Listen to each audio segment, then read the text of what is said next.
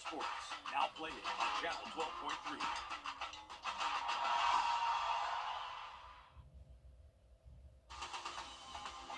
Live from Augusta, we're watching News 1226 at 11. Good evening, I'm Hallie Turner. U.S. Secret Service agents open fire. Join us in continuing to pray for our country. Well, taking a look at weather conditions today was not too bad for us. We reached right around 82 degrees on average. We've cooled off into the 70s now as we head into our overnight hours. 75 in Augusta, 73 in Waynesboro, Gibson, and Louisville. Over in Aiken, they're sitting at 73 as well right now. So pretty calm and mild conditions overnight tonight. Now, tomorrow morning and really tomorrow afternoon, looking a little bit different. We could expect to see wind gusts close to 25 miles per hour throughout the afternoon, so definitely going to be pretty windy out there as you go throughout your Monday, but overall pretty comfortable conditions. We're still going to see that cloud cover stick around for the greater part of the day. Unfortunately, we'll warm up to right around 80 degrees, so really not a drastic change from the overnight low, which is at about 69, so not a big warm up for your Monday, but a big warm up is happening throughout the rest of our work week, and I'll tell you more about it, and also some activity going on in the tropics coming up. Thanks, Emily. Richmond County officials say 2 people were shot last night on Carroll Drive. The coroner's office says 37-year-old Eric Council died from the shooting, and deputies have charged 38-year-old Constance Jenkins with murder. The Aiken County coroner has identified a victim of a stabbing on Edgefield Highway from Friday. They say 36-year-old Jeffrey Stodchill was stabbed during a fight with his family member. Coroner Abel says he died at the scene, and officials are continuing their investigation. And the Aiken County City Manager says Union Street Bridge will not reopen because it does not meet safety standards. The city was waiting on formal notification from SCDOT since the bridge closed last January after failing a routine inspection. Right now, they are waiting on a final disposition from DOT. The Fairfield Street Bridge remains closed as well, but officials say the city is working on plans to rebuild it. Leaders say the reason the Fairfield Bridge project has taken so long is due to lack of funding, but they are in the process of getting ready to share final plans. And students slated for Belair Middle School will continue to learn at Langford longer than Richmond County school leaders planned for. The school system says they are looking at October 21st as the new opening date. The Richmond County Board of Education will host a committee walkthrough of the middle school on October 2nd. And tomorrow, school officials and officers will be available for a school safety meeting at Cross Creek High School at 6 o'clock. This meeting was set before the Appalachia High School shooting and the threats that have followed since then. And North Augusta Public Safety is hosting its 2nd annual blood drive in honor of a former officer, Dustin Beasley, who died in 2021 from COVID. The blood drive will be at Police Hut on Buena Vista Avenue tomorrow from 9 to 3. A photo ID is required if you want to donate blood. And also tomorrow is the first of 2 public meetings about parks in Richmond County. The first is at McBean Community Center in Hepzibah to discuss the community's thoughts and improvements for McBean Park at 6 o'clock. That second meeting is on Thursday at 6 at the Blythe Area Recreation Center with a public meeting to get the community's input on Blythe Park. Officials will have a presentation on the potential improvements followed by an open discussion session. And the Henry Brigham Community Center is set to open later this month. The grand opening will be September 25th from 12 to 4 in the afternoon. The center closed back in 2022 as part of a multi-million-dollar renovation project. The new gym will now be able to hold about 500 people, coming with new features like an esports room and more. Mail-in ballots are going to be a big focus of voting in November. A history of the ballots and how that impacts elections in just a moment. Well, we're currently sitting at 75 right now. Going to cool off a few more degrees, but only going to warm up a little bit for tomorrow afternoon. Rain chances are possible this week as we are tracking the tropical system. I'll tell you more about it after the break. In South Carolina, the last day you can register to vote online is October 6th. For more voting information in either state, you can go to vote.gov. Well, we're tracking some tropical development off the South Carolina coast. Could bring a couple of isolated showers to our area. I'll tell you more about it coming up. And was Beetlejuice able to hold on to its top spot at the box office? Find out after the break. Building up the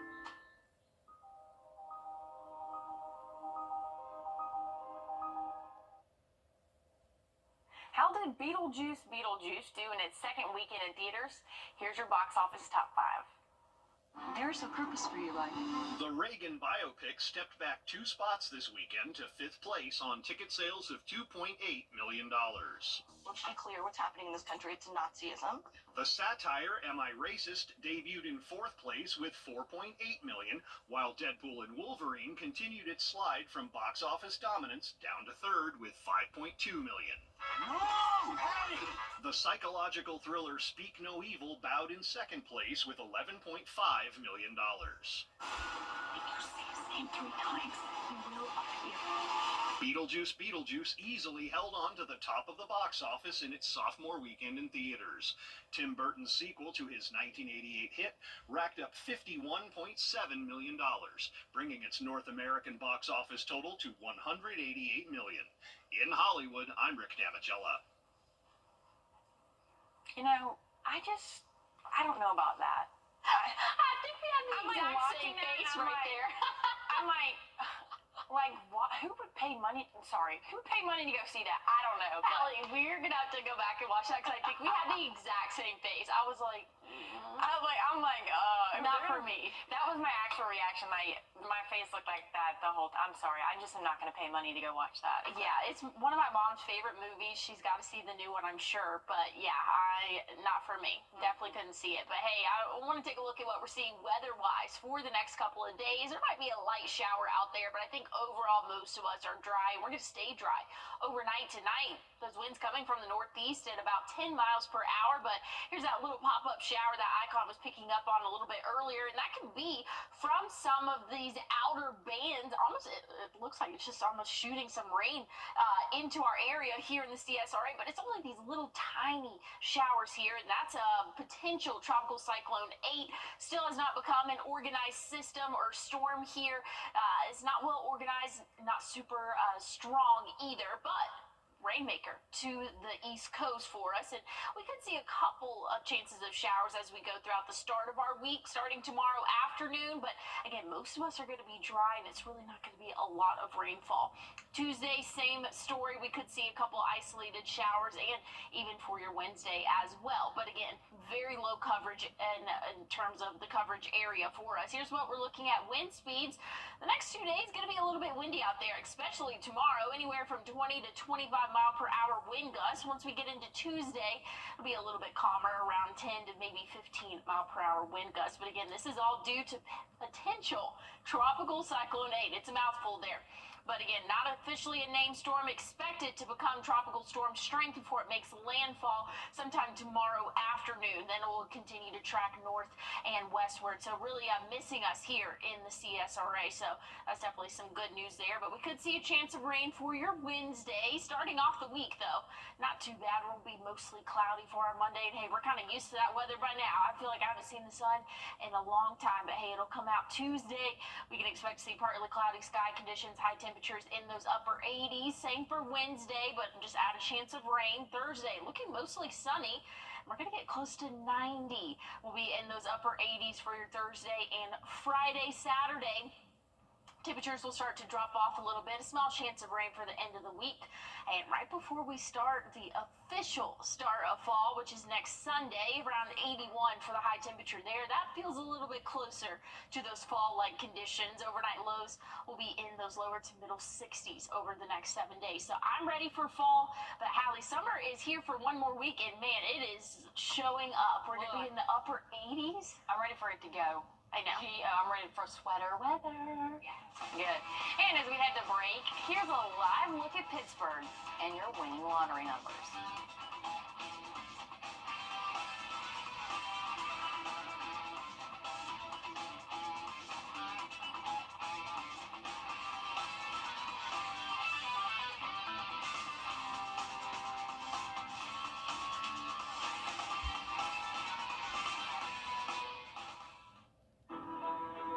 Game of the week has seen some nail biters so far this season. This week, we're on the move to somewhere new. Grab your phone, scan that flow code on your screen right now to vote for your favorite matchup this week. Your choices are Silver Bluff at Lincoln County, Aquinas at Westside, and Cross Creek at ARC. My oh my, the Atlanta Braves seem to be addicted to keeping everyone on the edge of their seats.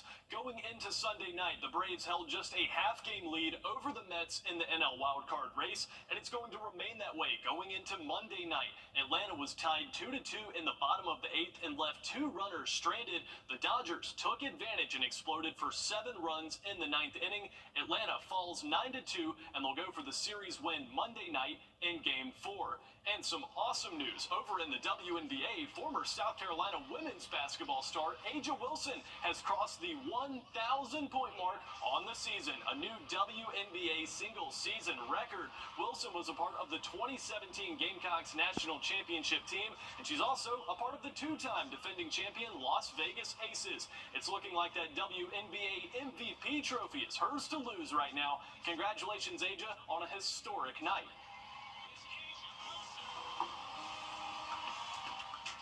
Well, looking at rainfall totals today, didn't have any measurable rain for us, but we could have a couple chances of rain this week as we are expecting warmer temperatures ahead. I'll have a final check on your forecast after the break.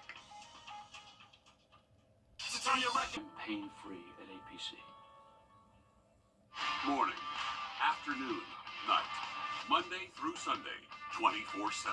Our first alert commitment to you is the power of 5 meteorologists, always tracking weather that impacts you, telling you what we know as soon as we know it. All the tools, the latest technology, and the first team of 5 meteorologists. First Alert is our investment in your family's safety. News 12's First Alert weather on your side.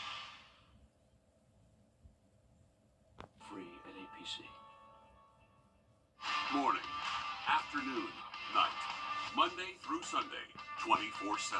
Our first alert commitment to you is the power of 5 meteorologists, always tracking weather that impacts you, telling you what we know as soon as we know it. All the tools, the latest technology, and the first team of 5 meteorologists. First Alert is our investment in your family's safety. News 12's First Alert weather on your side.